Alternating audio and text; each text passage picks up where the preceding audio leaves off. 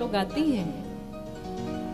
अब पैर हुए बेकार, तीर्थ जाने में लाचार। महाराज कैसे तीर्थ जाए, घुटने में दर्द रहता है। पैर हुए बेकार, तीर्थ जाने में लाचार।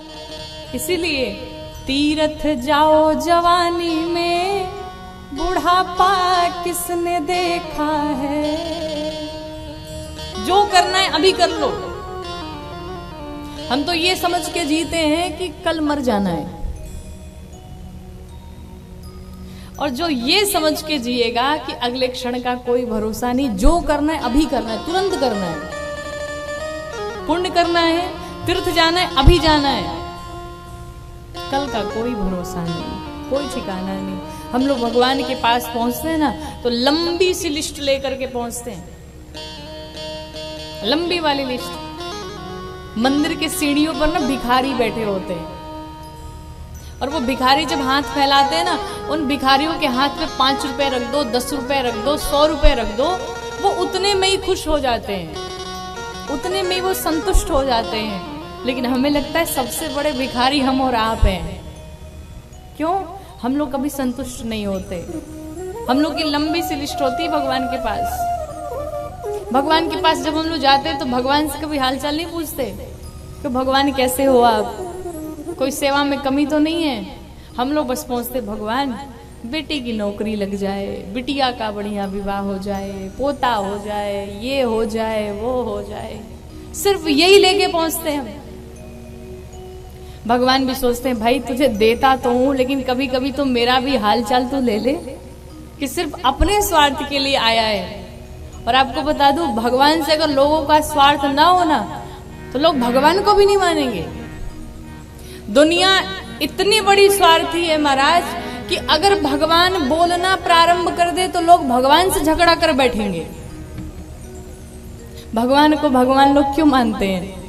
क्योंकि भगवान बेचारे मंदिर में पड़े हैं, मूर्ति बने पड़े हैं, धनुष बाण लेकर के खड़े हैं। भगवान तो बोलने वाले हैं नहीं। तुम 7 बजे उठ करके पूजा करो या 10 बजे करो, बिना नहाए करो, कोई मतलब नहीं भगवान को। भगवान कुछ नहीं कहने जाते हैं। लेकिन भगवान जिस दिन टोकना शुरू कर दें, 10 बजे क्यों आया, बिना स्नान किए क्यों आया, उस दिन भगवान से भी बैर हो जाएगी लोगों की। भगवान के पास जाइए ना, तो भगवान के पास जाकर के सांसारिक वस्तुएं न मांगिए, भगवान के पास जाकर के भगवान से भगवान को ही मांग लीजिए।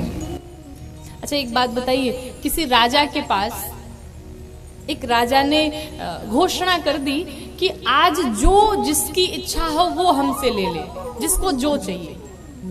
पूरी प्रजा आई, किसी ने हाथी ली, किसी ने घोड़े लिए, गाड़ी ली, जो इच्छा थी सो लिया।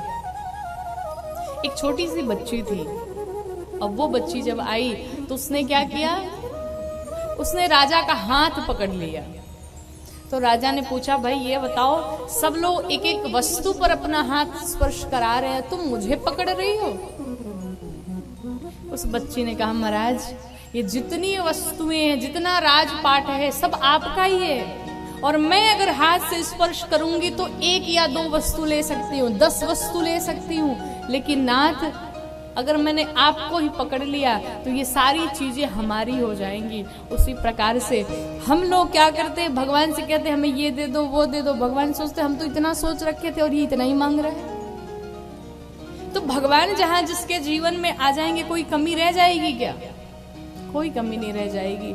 एक भगवान का बड़ा प्यारा भक्त था, वृंदावन की घटना। श्रीधाम वृंदावन में एक भगवान बिहारी जी का एक बड़ा प्यारा भक्त रहता था। उस छोटे से प्यारे से भक्त का नाम था अलबेला। लोग उसे अलबेला बुलाते थे। तो वो प्रत्येक दिन बिहारी जी के दर्शन करने जाया करता था।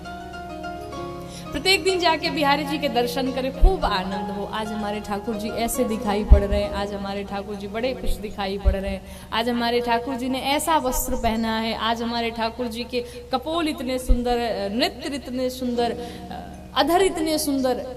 भगवान को देखता रहता, भगवान से कभी कुछ मांगता नहीं, शांत होकर के सिर्फ भगवान को देखता। उसकी उनकी जो बाल मंडली थी, सखा की मंडली, तो जितने आश्रम के भजनानंदी थे सब साथ ही साथ जाकर के और बिहारी जी के दर्शन करते थे। एक दिन अलबेला अपनी मित्र मंडली के साथ में पहुंचे बिहारी जी के दर्शन के लिए। तो आप अगर वृंदावन गए होंगे तो आपने देखा होगा कि बिहारी जी का पट हर 2 मिनट पे बंद होता रहता है, पर्दे लगते रहते हैं उसमें। आप कभी जाइएगा दर्शन करिएगा, हर 2 मिनट पे पट बंद होता रहता है, पर्दे लगते रहते हैं। तो यही स्थिति हो रही थी, पर्दे लग रहे थे। अब जैसे ही बिहारी जी का पट खुला, सबने जय जयकार करी, बोलो वृंदावन बिहारी लाल की जय।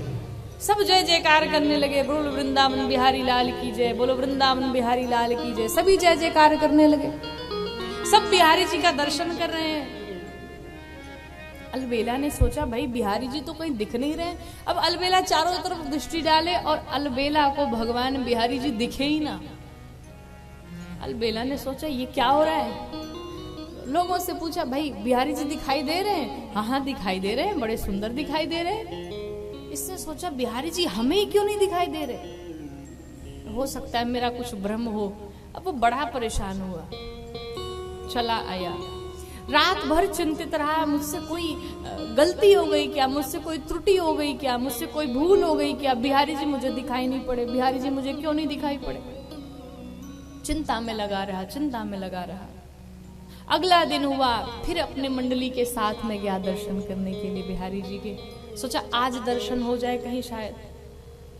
लेकिन जैसे ही बिहारी जी के मंदिर में पहुंचा और सभी प्रतीक्षा कर रहे थे बिहारी जी का पट खुले, और जैसे बिहारी जी का पट खुला फिर वही लोगों ने जय जयकार की, बोलो वृंदावन बिहारी लाल की जय, बोलो वृंदावन बिहारी लाल की जय, बोलो वृंदावन बिहारी लाल की। सब जय जयकार कर रहे हैं। अब ये कैसे लोगों से कहे कि भाई सबको दिखाई दे रहे, हमें ही नहीं दिखाई दे रहे। लोग उपहास करेंगे कि बताओ कैसा भक्त है, इसे बिहारी जी दिखाई नहीं दे रहे। लोग बातें बनाएंगे, क्या क्या लोग सोचेंगे। खड़ा रहा, बार बार देखता रहा, बिहारी जी दिखाई न पड़े। तो अंत में बहाने मार करके लोगों से पूछा आज बिहारी जी बड़े सुंदर दिखाई दे रहे हैं ना। तो अगल बगल के जो लोग थे उन्होंने कहा हाँ हाँ आज बिहारी जी का पोशाक बड़ा सुंदर है, आज बिहारी जी के नेत्र बड़े सुंदर सजे हुए हैं, आज बिहारी जी बड़े खूबसूरत दिखाई पड़ रहे हैं। लेकिन इस बेचारे को तो दिखाई न पड़े। अब इसका ब्लड प्रेशर बढ़ गया, बीपी हाई हो गई। बताओ मुझसे ऐसा कौन सा अपराध हो गया जो बिहारी जी मेरे सामने नहीं आते, बिहारी जी मुझे ही दर्शन नहीं देते। दौड़ा भागा चला गया और आया, फिर चिंतित रहा क्या बात है, बिहारी जी मुझे दिखाई क्यों नहीं दिए, ठाकुर जी मुझे दिखाई क्यों नहीं दिए। परेशान हो गया। अंत में प्रण लिया अगर कल बिहारी जी मुझे दिखाई नहीं पड़े तो मैं अपने प्राण त्याग दूंगा। फिर पहुंचा बिहारी जी के मंदिर में। जैसे ही पट खुला फिर सबने जय जयकार की, वृंदावन बिहारी लाल की जय। सब जय जयकार करने लगे, सबको भगवान दिखाई पड़ रहे हैं, फिर उससे दिखाई नहीं पड़े। अब तो वो पागल हो गया और मंदिर से बाहर निकला और मन में विचार किया अब मैं अपने प्राणों को त्याग दूंगा। जिस शरीर से भगवान भी नहीं दिखाई पड़ रहे हैं, भगवान हमसे इतना नफरत कर रहे हैं, भगवान हमसे इतना हमें नहीं चाहते हैं दर्शन देना, तो अब इस शरीर में रहने का मतलब क्या है। अब मैं अपने प्राण त्याग दूंगा, अब मुझे नहीं जीना है उनके बिना, अब मुझे नहीं रहना है ठाकुर जी के बिना, अब मुझे नहीं जीना है मुझे बिहारी जी को देखे बिना। वो अलबेला भगत गया और नदी में जाकर के खड़ा हो गया, अब मैं अपने प्राण त्याग दूंगा। अपने प्राण रोकने लगे उसने। तब तक अचानक से एक व्यक्ति आया जिसके शरीर में जो कोढ़ी था, कुष्ठ रोग लगा हुआ था। वो व्यक्ति आया, कहा ठहर जाओ। कहा क्यों भाई आप कौन हो? कहा एक काम करो, रात में हमने ऐसा स्वप्न देखा था कि मेरा ये जो कुष्ठ रोग है ना, अगर आप कह दे, भगवान से प्रार्थना कर दे कि हे बिहारी जी इनके कुष्ठ रोग को आप ठीक कर दो, तो बिहारी जी ठीक कर देंगे। वो आप ही की सुन सकते हैं। अब अलबेला भगत मुस्कुराने लगा, कहा बताओ जो भगवान हमें दर्शन नहीं देना चाहते वो मेरी बात सुनेंगे क्या, वो मेरी बात मानेंगे क्या? वो मेरी बात नहीं मान सकते, वो मेरी बात नहीं सुनेंगे। उस व्यक्ति ने कहा महाराज एक बात बताओ, आपका कहने में क्या जाता है, एक बार कह तो दो, कम से कम एक बार बोल तो दो। अलबेला ने उनकी बात मानी और मान करके बिहारी जी से प्रार्थना की, है बिहारी जी आप तो मुझे दर्शन दे नहीं रहे, आप तो मुझे देखना चाहते नहीं, आप मुझे दर्शन देते नहीं, लेकिन फिर भी ये आपका भक्त है और मैं आपसे प्रार्थना करता हूं कि इसका कुष्ठ रोग ठीक कर दीजिए। जैसे ही अलबेला ने प्रार्थना की उस व्यक्ति का कुष्ठ रोग समाप्त हो गया। अब अलबेला ने सोचा ये कैसी कृपा है मेरे बिहारी जी की, ये कैसी लीला है भगवान की, भगवान मुझे दर्शन तो देते नहीं मंदिर में जाने के बाद और मेरे पुकार पे, मेरे कहने पर इसका कुष्ठ रोग ठीक कर दिए। क्या प्रभु आपकी कैसी लीला है। भगवान श्री ठाकुर जी बिहारी जी वहीं आकर के अलबेला को दर्शन देते हैं। अलबेला ने भगवान के चरणों को पकड़ लिया, कहा नाथ ये क्या है, कैसी लीला है आपकी, आपने क्यों मेरे साथ ऐसा किया। मैं आपके प्रतिदिन दर्शन करने जाया करता था, लेकिन जब मैं 2-3 दिन गया आपके दर्शन नहीं हुए। और दुख की बात तो ये थी कि सबको दर्शन होते थे लेकिन सिर्फ मुझे दर्शन नहीं होते थे। क्या हमसे कोई अपराध हो गया, क्या हमसे कोई भूल हो गई, क्या हमसे कोई त्रुटि हो गई। नाथ क्या कारण है कि आपने ऐसा किया। भगवान ने कहा पुत्र एक बात बताऊं। क्या बताओ। कहा मैं दर्शन क्यों नहीं दे रहा था तुम्हें, कारण उसका था। कहा कारण क्या था। कहा उसका कारण यही था कि मेरे ऊपर तुम्हारा बहुत बड़ा ऋण था और मैं उस ऋण में दबा हुआ था, मैं उस ऋण को चुकाना चाहता था। अलबेला ने पूछा सरकार ऋण कैसा। भगवान ने कहा जब लोग मेरे दरबार में आते हैं ना तो कोई कहता है प्रभु मेरे दुख दूर कर दो, कोई कहता मेरे शत्रु का विनाश कर दो, कोई कहता मेरे घर में धन दे दो, कोई कुछ मांगता, सब कुछ ना कुछ मांगते हैं दर्शन करके। तो मैं किसी का ऋणी नहीं रहता हूं, मैं सबको कुछ ना कुछ दे देता हूं। लेकिन आज तक जब भी तुम दर्शन करने गए तो मेरे मंदिर में जाकर के सिर्फ तुम खड़े होकर के सिर्फ मेरा ही दर्शन करते रहे, सिर्फ मुझे ही देखते रहे।